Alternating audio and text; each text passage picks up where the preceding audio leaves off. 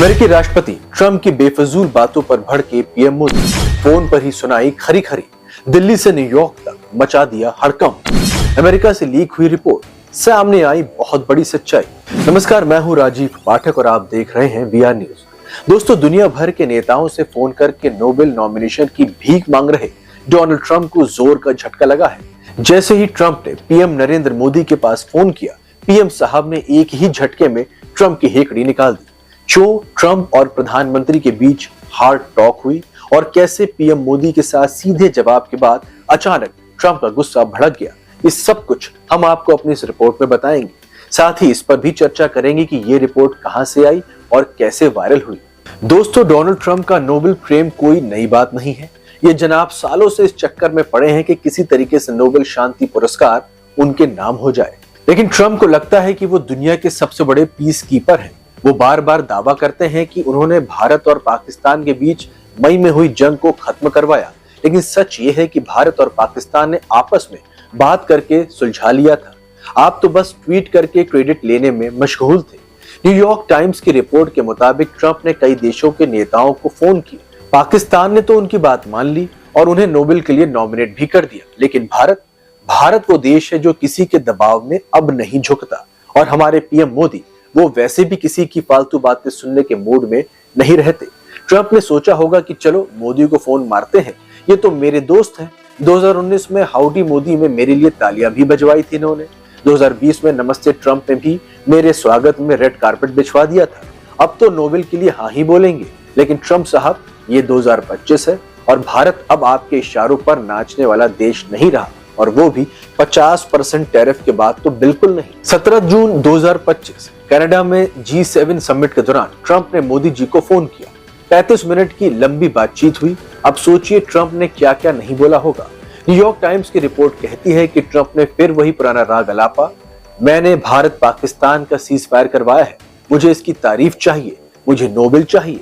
लेकिन मोदी जी ने साफ साफ कह दिया कि ट्रंप साहब, आपकी इसमें कोई भूमिका नहीं थी। यह भारत और पाकिस्तान का आपसी मामला था और हमने खुद सुलझाया। बस यहीं से ट्रंप का पारा हाई हो गया। मोदी जी की दो टूक ने ट्रंप को समझा दिया कि भारत किसी तीसरे देश की मध्यस्थता को स्वीकार नहीं कर सकता, और नोबेल वो तो मेहनत और सच्चाई से मिलता है ना कि फोन पर गुहार लगाकर। ट्रंप को यह बात पची नहीं। उन्होंने सोचा कि पाकिस्तान ने तो मेरा नाम नोबेल के लिए आगे कर दिया, फिर भारत क्यों नहीं कर रहा। लेकिन ट्रंप भूल गए कि भारत वो देश है जो अपने सिद्धांतों पर अडिग रहता है। हमारे विदेश मंत्रालय ने भी बाद में बयान दिया कि भारत पाकिस्तान सीज फायर में अमेरिका का कोई रोल नहीं था।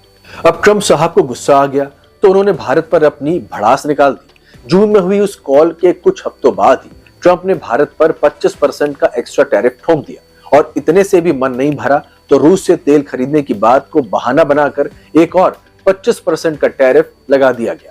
कुल मिलाकर अब भारत पर 50% का टैरिफ है। अरे भाई, ये तो वही बात हुई कि बच्चे की खिलौना छीनने की धमकी दी जा रही हो।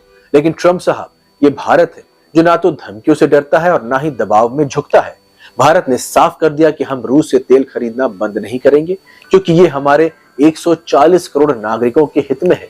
सस्ता तेल जहां से मिलेगा हम वहां से लेंगे। और वैसे भी ट्रंप साहब, आपने तो चीन और यूरोपीय संघ पर रूस से तेल खरीदने के लिए कोई टैरिफ लगाया नहीं, फिर भारत को ही क्यों निशाना बना रहे। न्यूयॉर्क टाइम्स की रिपोर्ट कहती है कि ये टैरिफ का जो फैसला है वो ट्रंप की नोबेल नॉमिनेशन की नाकामी से जोड़कर देखा जा सकता है। यानी कि ट्रंप का गुस्सा सिर्फ इसलिए है कि मोदी जी ने उसकी चापलूसी नहीं की। दोस्तों, ट्रंप को लगता था कि वो भारत को अपनी जेब में रखते हैं, लेकिन जब बात सिद्धांतों की आई तो मोदी जी ने सिखा दिया कि भारत की दोस्ती सच्ची होती है, ना कि दिखावटी। ट्रंप ने तो एक और चाल चली थी। न्यूयॉर्क टाइम्स की रिपोर्ट के मुताबिक उन्होंने मोदी जी को व्हाइट हाउस बुलाने की कोशिश की, वो भी उसी दिन जब पाकिस्तान से आर्मी चीफ जनरल असीम मुनीर वहां डिनर के लिए आने वाले थे। ट्रंप का प्लान था कि वो मोदी और मुनीर का हाथ मिलवाकर दुनिया को दिखाएं कि देखो, मैंने भारत को पाकिस्तान से मिलवा दिया। लेकिन मोदी जी ने इस न्योते को ठुकरा दिया, क्योंकि भारत अपनी विदेश नीति को किसी के इशारे पर नहीं बदल सकता। ट्रंप शायद ये भूल गए थे कि भारत अब वो पुराना भारत नहीं है। आज भारत दुनिया की तीसरी सबसे बड़ी अर्थव्यवस्था बनने की ओर बढ़ रहा है। हमारी सेना, हमारी कूटनीति, हमारा आत्मविश्वास, ये सब ट्रंप के टैरिफ और दबाव से कहीं ऊपर है।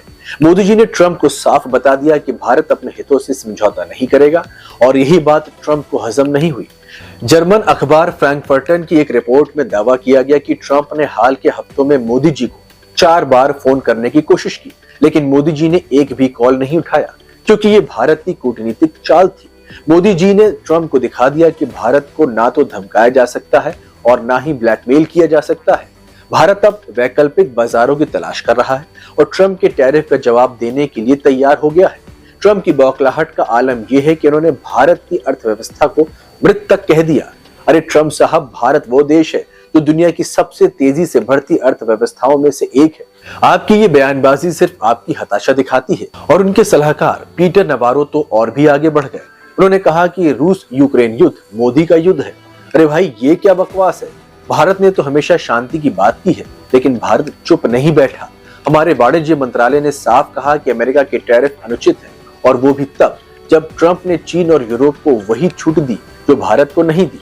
भारत अब नई ट्रेंड डील्स की तलाश कर रहा है, खासकर चीन के साथ। एससीओ समिट से पहले मोदी जी की चीन यात्रा यही दिखाती है कि भारत अब किसी एक देश पर निर्भर नहीं रहेगा।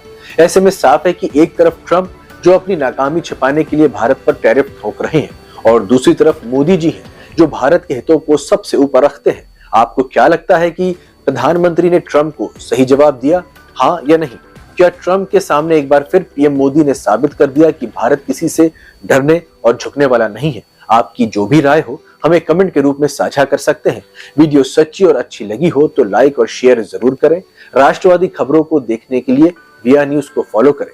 मिलते हैं अगली खबर में, तब तक जय हिंद, जय भारत।